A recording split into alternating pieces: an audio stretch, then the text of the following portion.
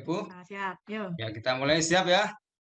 Ya, semua sudah masuk ruangan. Kita mulai. Waktu sudah menunjukkan pukul Siap. pukul 1. 1. Nah, ini Bapak Ibu 21:10.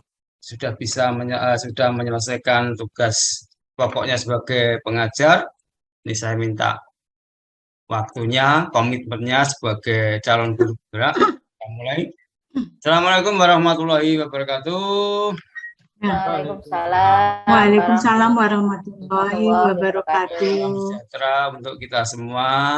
Sebelumnya saya ucapkan selamat Bapak Ibu, selamat bergabung di program pemerintah yang luar biasa ini, program pendidikan guru penggerak.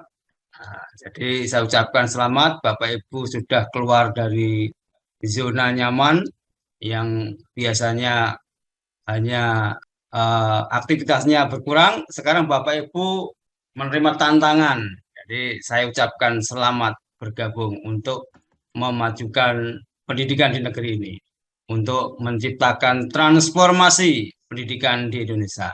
Bapak Ibu, pada kesempatan kali ini, ya sebentar saya izin share screen dulu, nggih.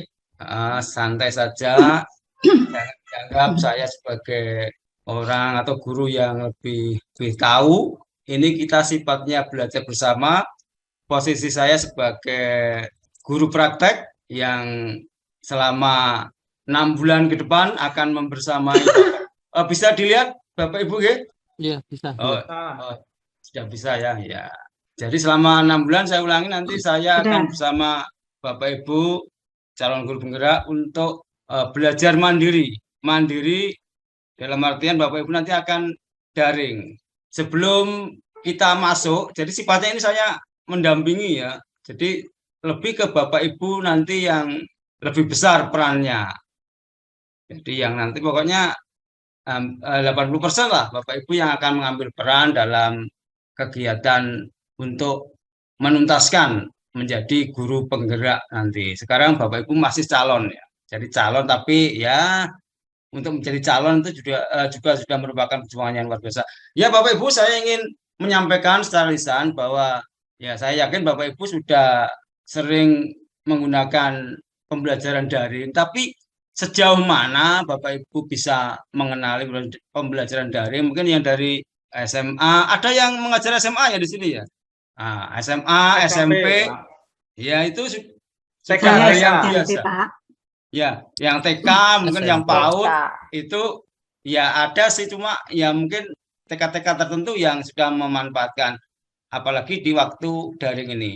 Ya Bapak Ibu, aturan mainnya nanti Bapak Ibu ketika ada salah satu dari kita menyampaikan pendapat, mic-nya dimatikan. Nah, di tombol ada gambar mic itu di tombol, pokoknya ada silang. Nah, gitu ya, disilang di tombol.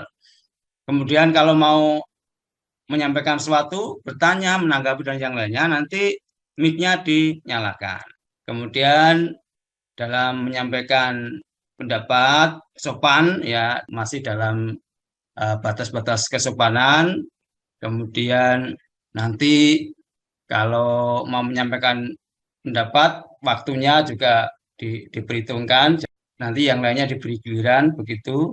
Jadi intinya pada kali ini saya akan mendampingi Bapak Ibu memfasilitasi untuk mengenal apa itu belajar daring. Sebelum kita masuk lebih jauh, karena nanti kalau saya sampaikan dari awal, itu kan kalau sudah tahu nanti percuma. Bukan percuma ya, mungkin ya ada tambahan lagi. Nah, ini sekarang coba kita sampaikan tujuan pembelajaran pada kegiatan ini, pendampingan ini. Jadi Bapak Ibu yang pertama bisa menyebutkanlah perangkat pembelajaran apa yang digunakan untuk daring, kemudian dapat melaksanakan pembelajaran daring, dan menjelaskan kelebihan dan kekurangan pembelajaran daring. Itu saja.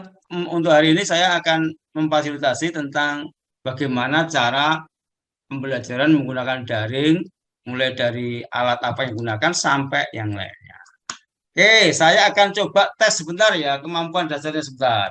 Sudah mengenal Jambot Bu ya? Sudah. Oke, kalau sudah, Saya akan buka Jamboard, kemudian Bapak Ibu bisa menulis. Ini pertanyaannya ini. Apakah pertama ya, apakah Bapak Ibu sudah pernah melaksanakan pembelajaran daring? Ini aja. Nanti jambornya nanti mohon maaf ya.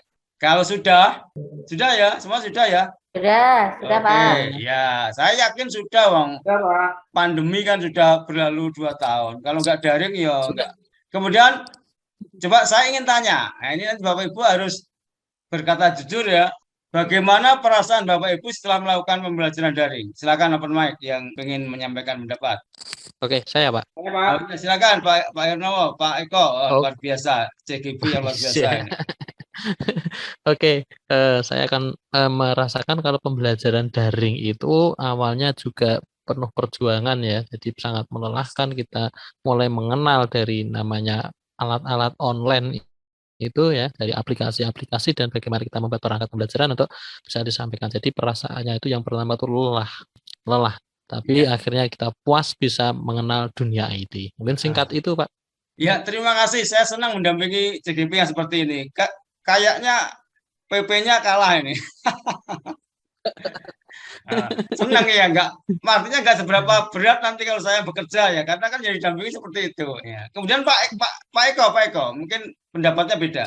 Kalau saya awal-awalnya senang sekali, excited, tapi ternyata lama-lama anak-anak jenuh juga, saya juga jenuh, jadi pengennya tatap muka. Jadi sebetulnya kalau bagaimana perasaan saya ya ada senangnya, ada hendaknya, tapi lebih dominan senangnya juga. Tapi kalau senangnya juga karena bisa akhirnya ini mengenal piranti-piranti IT yang sebetulnya ini bisa menjadi ini ya alat pembelajaran di masa depan seperti itu. Jadi tidak bisa tidak seluruhnya kita mengandalkan full tatap muka, tapi nanti kita bisa combine dengan alat-alat IT atau aplikasi-aplikasi yang.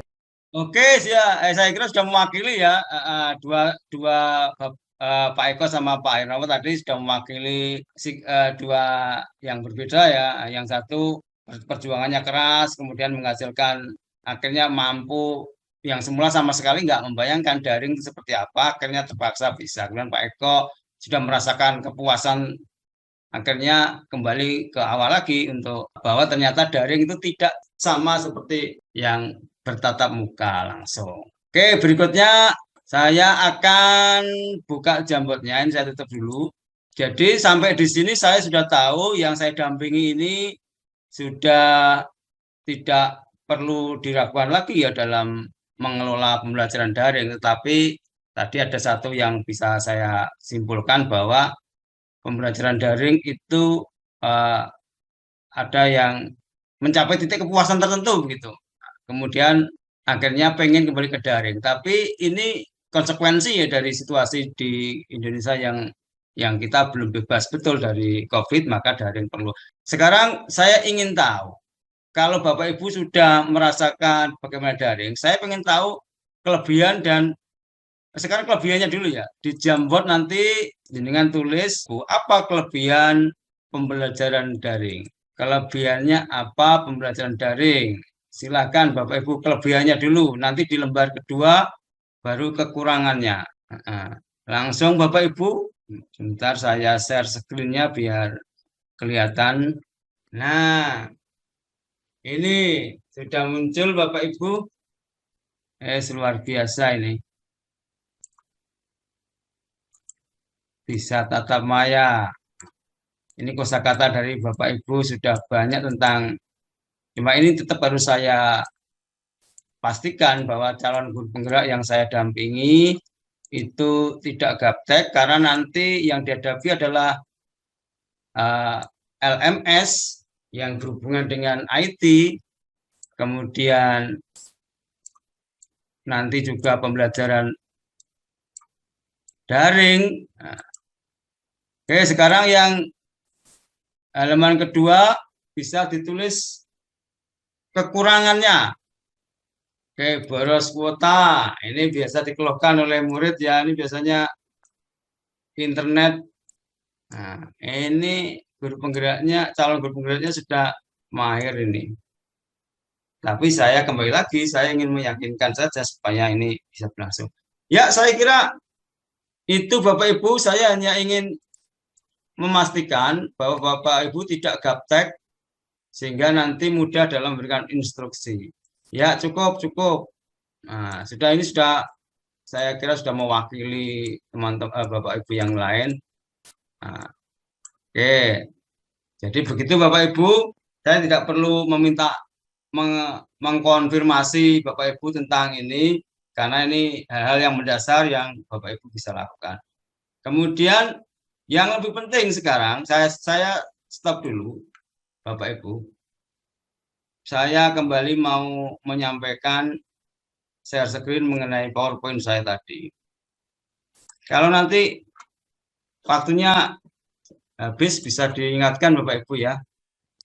Nah, ini coba Bapak Ibu bisa lihat di PowerPoint saya. Bisa mengidentifikasi dari apa yang dirasakan Bapak Ibu.